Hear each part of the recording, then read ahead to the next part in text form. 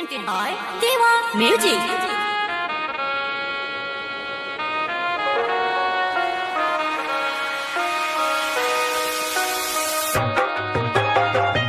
Music by Akhilesh Awasthi.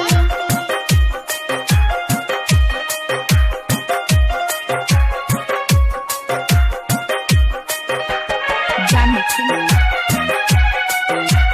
Jam mixing. Jam mixing. दिलवा पठेस देके जालू ससुरार हो। दिलवा पठेस देके जालू ससुरार हो। अब भूले कैसे पाई रानी आदि हले रुमाल हो। भूले कैसे पाई रानी आदि हले रुमाल हो। दिलवा पठेस देके जालू ससुरार हो। अब भूले कैसे पाई रानी आदि हले रुमाल हो। भूले कैसे पाई रानी आदि हले रुमाल हो। Jam mixing. Deva Music. Jam mixing. Jam mixing. Music by Akhilesh Awasthi. भोरी कैसे परलू रानी कैले हमसे बात हो गईलू जाए के राजी पियावा के साथ हो। भोरी कैसे परलू रानी कैले हमसे बात हो गईलू जाए के राजी पियावा के साथ हो।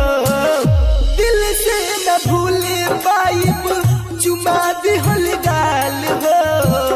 दिल से न भूला पाइब चुमा दिहल गाल हो।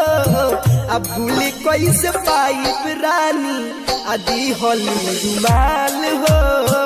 अब भूले कैसे पाइब रानी आदि हली रुमाल हो।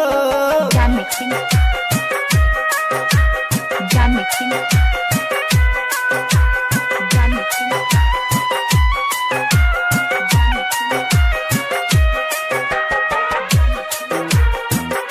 Music by Akhilesh Awasthi.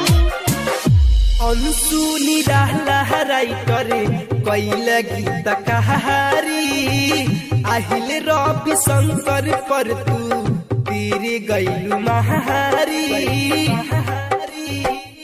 Anshu निरालाई करे कैला गीत कहारी अहिले रवि शंकर पर तू तीर गईलू महारी। बबलू पपिगलू काहे रूपवा के जाल हो।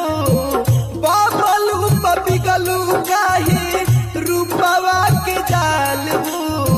अब भूले कैसे पाइब तोहर आदि हली रुमाल हो। Jam mixing. भूले कैसे पाइब तोहर आदि हली रुमाल हो। Deva Recording Studio, Dikwa, Duboli. Presented by